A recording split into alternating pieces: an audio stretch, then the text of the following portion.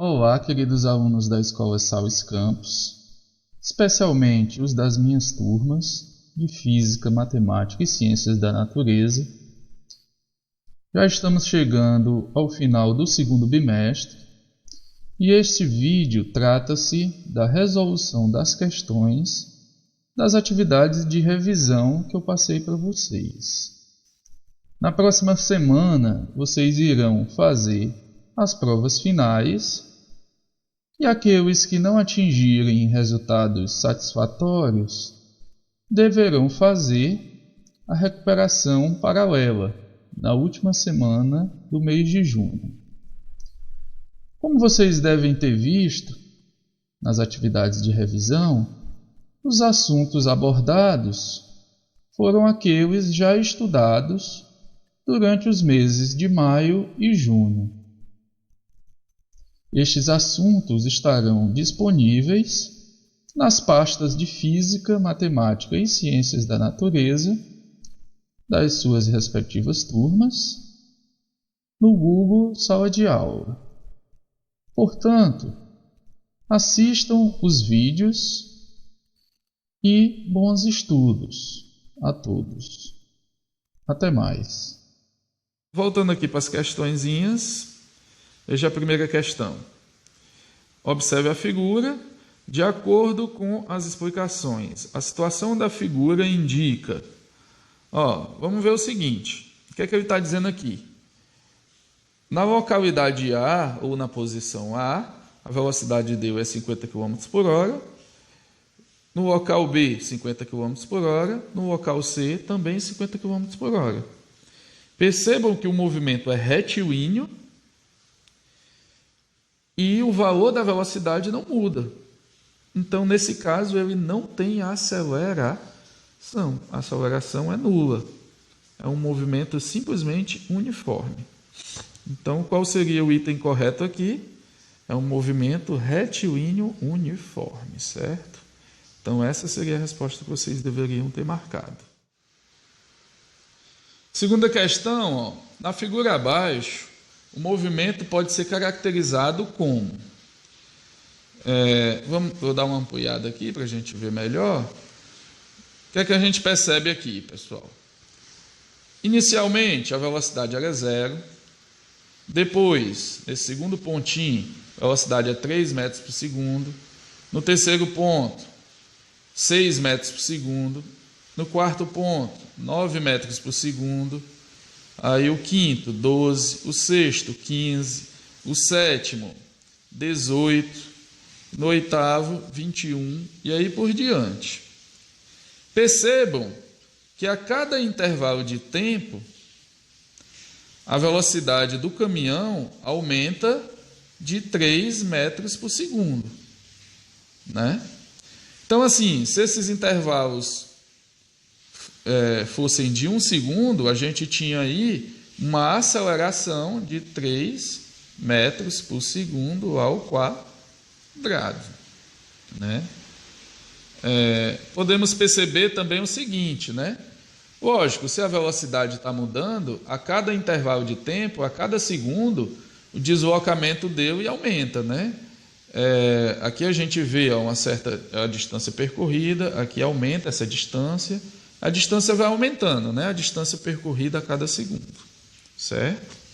Então vamos analisar os itens. O item A diz o seguinte: o movimento retilíneo uniforme, pois o módulo de sua velocidade é constante. Falso, né? A gente viu que a velocidade está aumentando, então não pode ser constante.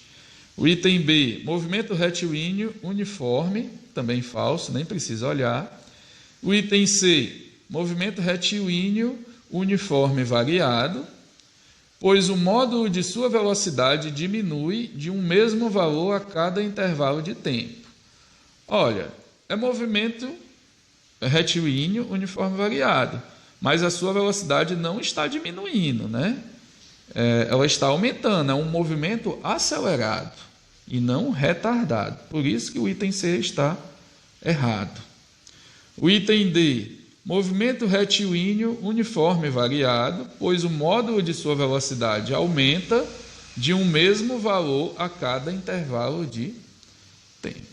Né? Então, a resposta correta é o item D de dado. Né? E o item E, só para a gente ver, ele diz que é movimento retilíneo uniforme variado, mas que não apresenta aceleração. Isso aqui é impossível, né? Se for movimento retilíneo uniforme variado, tem que apresentar uma aceleração constante. Na situação da figura abaixo, pode-se afirmar. Então, o que é que a gente percebe aqui, pessoal? A gente tem um carro, inicialmente a 20 metros por segundo. Após 1 segundo, sua velocidade cai para 15 metros por segundo. Após 2 segundos, ela cai para 10 metros por segundo. Após 3 segundos, ela cai para 5 metros por segundo. Após 4 segundos, ela cai para 0, ou seja, ele para aqui, né, no 4º segundo. Então, percebemos o quê? Que sua velocidade sempre está diminuindo de 5 metros por segundo. Então, a gente tem uma desaceleração, né? De quanto? Ou seja, a gente tem uma aceleração de menos 5 metros por segundo ao quadrado. Certo? Vamos ver aqui os itens. O item A diz: a velocidade do carro está diminuindo com aceleração menos 5 metros por segundo ao quadrado. Então, está aqui, o item A já é o item correto. Certo? Considere a situação da figura abaixo e marque a função horária da velocidade que descreve corretamente o movimento. Ó, pessoal, a gente tem um carro aí, né? Certo? Eu indico aqui como velocidade inicial V0, ó, como 6 metros por segundo. A posição inicial S0, 2 metros, na posição 2 metros. E ele tem uma aceleração de 8 metros por segundo ao quadrado. Lembrem-se que podemos diferenciar a velocidade e a aceleração pela unidade de medida, né? Velocidade, metro por segundo. Já a aceleração tem que ter o quadrado, né? Como eu tinha dito nas aulas passadas, tem que ter o metro por segundo ao quadrado. Certo? Então, vamos aqui à resolução. A gente tem os dados iniciais, né? Velocidade inicial, aceleração e posição inicial. Como ele quer a função horária da velocidade, está aqui a nossa função horária da velocidade, V igual a V0 mais A vezes T.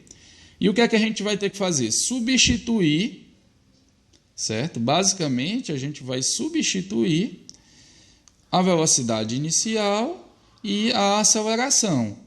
Substituindo, o que é que a gente vai ter?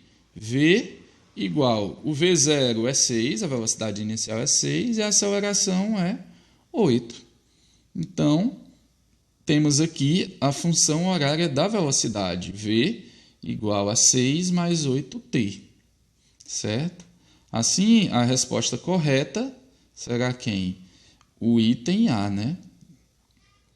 Certo? Essa função da velocidade, vejam o seguinte, para qualquer instante de tempo, eu sei a velocidade do móvel. Certo? Vamos só supor aqui uma situação. Por exemplo, se o tempo for 0, tempo inicial 0, você vai substituir aqui. 8 vezes 0 dá quanto? Todo número multiplicado por 0 dá 0. Esse termo daria 0. Então, fica 0 mais 6, 6. Que é a velocidade inicial, 6, ó, como está indicado na questão. Tempo 0 é o tempo inicial. A gente tem todas as medidas iniciais. Né? Ah, professor, e o S0? A gente não utilizou, por enquanto, porque ele pediu a função horária da velocidade. Vamos supor outra situação. Vamos supor que eu queira saber a velocidade desse carro depois de 10 segundos que ele começou a se movimentar. Então, depois de 10 segundos, o tempo seria igual a 10. Então, ficaria aqui 8 vezes 10. 8 vezes 10, 80. Mais 6, 86 metros por segundo. E aí vai. Por isso que é chamado de função horária. Você pode determinar, você pode prever todo um movimento, você pode determinar a velocidade desse carrinho aí em qualquer instante, contanto que ele esteja no movimento retilíneo uniforme variado. Certo? Então, resposta aqui, o item A, né? Se você marcou esse item, é o item correto. Bom, considera a mesma situação, só que agora ela quer a função horária da posição, do espaço, né? Vamos ver aqui a resolução. Função horária da posição, como a gente viu no início da aula, ela é dada S igual a S0, posição inicial, mais a velocidade V0, que é a velocidade inicial vezes o tempo, mais a aceleração vezes o tempo ao quadrado dividido por 2. Vamos substituir os valores, ó. Posição inicial é 2, velocidade inicial é 6 vezes o t, mais a aceleração, a gente sabe que é 8 vezes t ao quadrado dividido por 2. Não precisa substituir o tempo, na realidade a gente nem tem um tempo, a gente só quer saber a função, né, da posição. Então, só dando uma arrumada matematicamente aqui, ó, a gente pode dividir o 8 por 2, né? Então, repetindo, fica S igual a 2, mais 6 vezes T. Deixa eu só levantar aqui um pouquinho. S igual a 2, mais 6 vezes T. 8 dividido por 2 dá 4. 4T ao quadrado. Então, essa daqui é a função horária da posição. No caso aí, indicado pelo item, vamos ver aqui o item C, né? C de casa. Ó. S igual a 2 mais 6t mais 4t ao quadrado. Então, assim como eu expliquei na primeira questão, com essa função horária aqui da posição, em qualquer tempo eu sei a posição desse móvel, desse carro. Por exemplo, se ele está numa rodovia, eu posso prever a posição dele depois de, sei lá, 2 horas de movimento. Onde é que o carro vai estar, mais ou menos? A gente faz isso quando a gente viaja, né? Meio que mentalmente, né? A gente tem uma ideia. Geralmente quem viaja de ônibus, de carro, seja lá o que for, ele tem mais ou menos uma ideia de que eu vou chegar em tal cidade em 2 horas, em 3 horas, né? Mas para ser uma medida precisa, a gente tem que usar essas equações do movimento. Os peritos, né, fazem esses cálculos, né? Por exemplo, para fazer um estudo de uma colisão, de uma batida que aconteceu na rua, né? Então, eles fazem esses cálculos para poder ter o conhecimento, saber, né, o que aconteceu de fato. Depois a gente vai ver isso um pouquinho mais aprofundado. A gente tem o seguinte, ó, um carro com velocidade de 72 km por hora é freado com uma aceleração constante, contrária ao movimento. Lógico, se é uma frenagem, a aceleração é contrária. A gente acabou de ver isso na quarta questão. De 5 metros por segundo ao quadrado até parar. A distância em metros percorrida pelo carro desde o instante de aplicação dos freios até parar vale. Bom, então ele quer saber essa distância, né, durante a frenagem. A gente tem aqui, vamos aqui a resolução, a gente tem aqui os dados iniciais. Ó. A gente tem a velocidade inicial, que foi quando ele pisou no freio, né? Começou a frear, de 72 km por hora. Mas aí a gente vai passar essa velocidade para metros por segundo, para adotar o padrão do sistema internacional. 72 km por hora equivale a 20 metros por segundo, né? Já sabemos disso, estudamos nas aulas passadas. Professor, não lembro, como é que faz isso? Basta que a gente dividir por 3,6. Lembre-se que de km por hora para metros por segundo, a gente divide por 3,6. Já ao contrário, de metros por segundo para km por hora, a gente multiplica por 3,6. Bom, voltando, a velocidade final vai ser 0, já que ele vai parar. ele frenou com aceleração de menos 5 metros por segundo ao quadrado. Você pode dizer, professor, lá no enunciado não tinha dizendo menos 5. Tinha dizendo que era 5, mas você tem que usar a lógica, né, seus conhecimentos, já que é uma frenagem. Antes de substituir nas equações, você tem que colocar o sinal, menos 5. E a gente quer saber o ΔS, o deslocamento, né? Então, vamos lá. Nesse caso, como eu não disse o tempo, né, a gente disse as velocidades iniciais, né? A velocidade inicial, e a gente sabe que ele vai pagar a velocidade final, a gente vai usar a equação de Torricelli. A gente não tem o tempo até ele parar, certo? Então, mas eu sei que a velocidade, usando aqui a equação Torricelli, velocidade final ao quadrado, ou seja, 0 ao quadrado, igual a velocidade inicial, que é 20 ao quadrado, mais 2 vezes a aceleração menos 5 vezes o ΔS. 0 ao quadrado é 0. 20 ao quadrado, 20 vezes 20, você faz a conta, dá 400.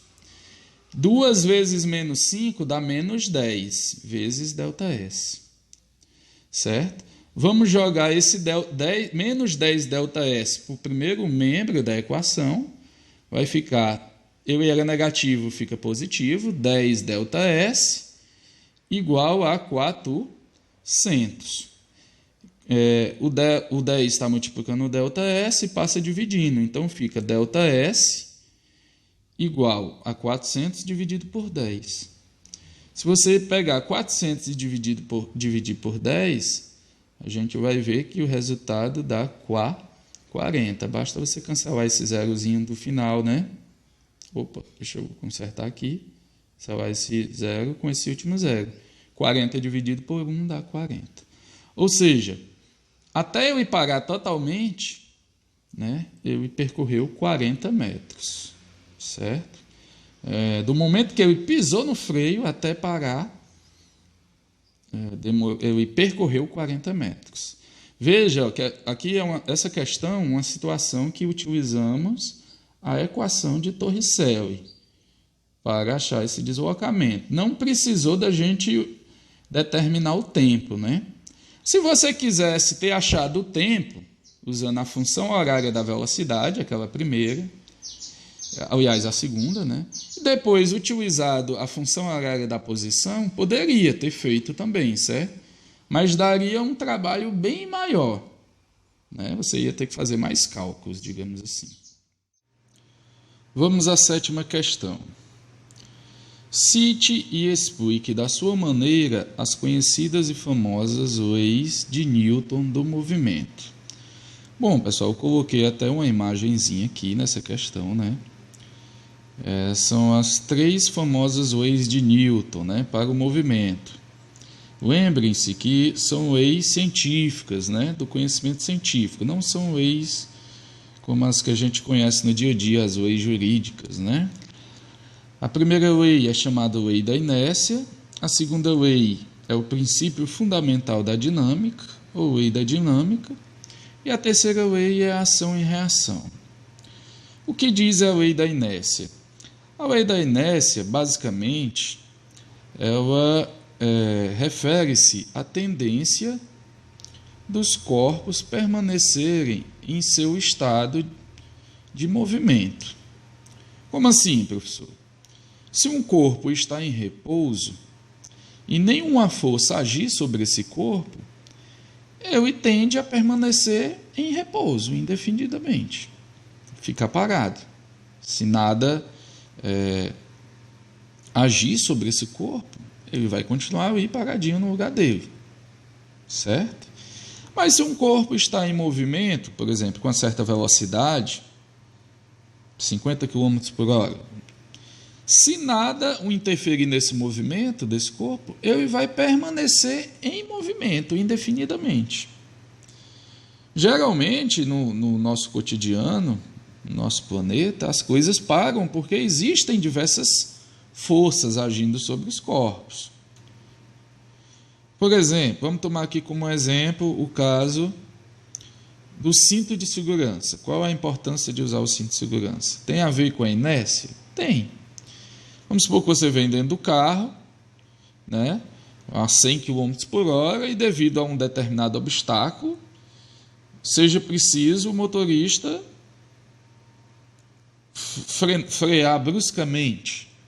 O que é que vai acontecer se você não estivesse segurando ou se estivesse sem um cinto? Seu corpo é como se ele fosse arremessado, né, para frente, ali para o lado do vidro. Mas não é que ele foi arremessado. O seu corpo já estava em movimento. Estava indo para frente. Com o acionamento dos freios, o carro tende a parar e o seu corpo tende a permanecer em movimento. Então é importante usar o cinto de segurança, né? Está relacionado à lei da inércia. Certo? A segunda lei, princípio fundamental da dinâmica, como vocês podem ver, é essa equaçãozinha aqui, ó. FR significa força resultante, o M é a massa do corpo, vezes a aceleração, o Azinho de aceleração. O que é que significa essa equação, pessoal? Se não tem nenhuma força agindo sobre um corpo, essa força resultante ela é nula. Se ela é zero, significa que o corpo não tem aceleração, certo? O Azinho aí vai ser zero. Ou seja, ou esse corpo está parado, em repouso, ou ele está com velocidade constante, certo? Se você tem velocidade constante, sempre você não tem aceleração, né? Num movimento retilíneo, digamos assim, né? Mas se tem forças externas agindo nesse corpo, de modo que a força resultante seja diferente de zero, então o corpo deverá acelerar, certo? Se um corpo acelera ou desacelera, significa que ele tem uma força resultante agindo sobre ele, certo? E diferente de zero. Se o corpo está parado, em repouso, ou em movimento com velocidade constante, então significa que a aceleração dele é zero, né? Então a força resultante é nula, certo? E a terceira lei, ação e reação, ela diz o seguinte, né? Para toda ação, toda força de ação, existirá uma força de reação. Essas forças estão sempre na mesma direção, com a mesma intensidade, ou seja, o mesmo valor numericamente, porém em sentidos contrários. A força de ação e reação, elas ocorrem nos corpos distintos. Vou pegar um exemplo. Vamos supor que você esteja num skate, próximo à parede, e você empurra a parede, ou num patins, né? O que é que acontece com o seu corpo? Seu corpo volta. Então, eu empurrei a parede, é a ação, força de ação. E a reação, essa mesma parede me empurrou, com a mesma intensidade, na mesma direção, porém em sentido contrário.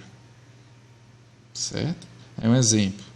É baseado nessa lei da ação e reação, por exemplo, que um helicóptero pode voar. O que é que acontece? Quando as hélices, né, do helicóptero giram ali a altas velocidades, ela empurra o ar para baixo. E o mesmo ar que é empurrado para baixo, empurra o helicóptero para cima. Perceberam a ação e a reação? Né? Então, muitos dos equipamentos mecânicos, né, muitas das tecnologias que temos foram fundamentadas, né, nesses conhecimentos de Newton. Né? Os primeiros lançamentos ao espaço, né, o primeiro homem a chegar à Lua foi simplesmente com a ciência de Newton. Né? Ainda não tinha os estudos mais modernos, né? A física moderna, a ciência moderna. Lembrando que o Newton era do século XVIII, pessoal, século XVII e século XVIII, né? Em 1650, aproximadamente, 1643, se eu não me engano, ele nasceu. e morreu em 1700 e pouco, 1730 aproximadamente. Então ele é um cientista clássico, certo? A ciência clássica, um físico clássico. Então, essa sétima questão, né, você tem várias formas de expor. Basicamente, eu já tenho a figurinha aqui para ajudar, né, em cima. Basicamente, era para vocês explicar esses detalhes. Vamos à oitava questão. Oitava questão. Um nadador, conforme mostra na figura, imprime uma força com as mãos na água, F1, trazendo-a na direção do seu tórax. A água, por sua vez, imprime uma força no nadador, F2, para que ele se mova para frente durante o nado. Assinale a resposta correta. Veja aí qual é a lei de Newton que está relacionada a isso. Ele empurra a água para trás e a água o empurra para frente. Ação e reação. Eu empurro a água para trás com uma certa força, vamos supor que 500 newtons, né? E a mesma água o empurra para frente com 500 newtons. Então, na mesma direção, porém que em sentidos contrários, né? Para trás e para frente indicam sentidos contrários, não esqueçam disso. Então, item A, esse princípio obedece à lei da inércia? Não, né? Então já nem precisa ler o resto. O item B, obedecendo à lei da ação e reação, o nadador imprime uma força na água para trás e a água, por sua vez, empurra-o para frente. Então, aqui, a resposta é item D. Item C, nadador puxa a água e a água empurra o nadador, obedecendo à lei das forças. Não, né? E o item E, o nadador poderá mover-se, pois a força que ele aplica na água é maior que a resultante das forças. Nada a ver, né? Certo? A ação e reação têm a mesma intensidade, porém em sentidos opostos ou contrários. Certo? Então, resposta aí da oitava questão, item B de bola. Vamos à nona. Nona questão. As estatísticas indicam que o uso do cinto de segurança deve ser obrigatório para prevenir lesões mais graves em motoristas e passageiros no caso de acidentes. Fisicamente, a função do cinto de segurança está relacionada com, comentamos isso na explicação da sétima, a lei da inércia, né? A tendência dos corpos permanecerem em seus estados de movimento. Então, aqui no caso seria o quê? A primeira lei de Newton é a lei da inércia. Item A. Décima e última questão.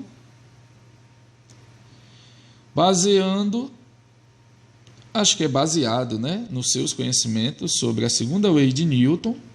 Está aí a segunda lei de Newton, né, essa equação representada pela equação, força resultante é proporcional, né, ao produto da massa e aceleração do corpo. Assinale a alternativa correta. Item A diz assim: se estivermos dentro de um ônibus e deixarmos um objeto cair, esse objeto fará uma trajetória retilínea em relação ao solo, pois o movimento do ônibus não afeta o movimento dos objetos. Falso, né? Para quem está no solo externamente ao ônibus, o movimento será um movimento curvo e não retilíneo, como ele diz aí, certo? Para quem está dentro do ônibus, vai ser uma queda retilínea, certo? Então, esse item está errado até mesmo porque essa afirmação depende do referencial adotado. Não sei se vocês lembram, estudamos a questão dos referenciais, né, no início do ano. O item B, quando usamos o cinto de segurança dentro de um carro, estamos facilitando que, na ocorrência de uma frenagem, sejamos arremessados para fora do carro. Facilitando? Então, sem sentido. O cinto é para nos proteger, é um item de segurança obrigatório, né? Certo? Então, nada a ver. Vamos para o item C.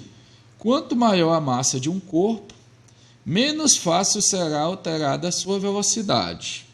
Vamos já ver isso. E o item D, quanto maior a massa de um corpo, mais fácil será alterar a sua velocidade. E o item E, o estado de repouso e o de movimento retilíneo independem do referencial adotado. Falso, depende do referencial. Ou é C ou é D. Vamos voltar aqui à equação, né? Ó, força resultante igual a massa vezes aceleração. Percebam o seguinte, certo?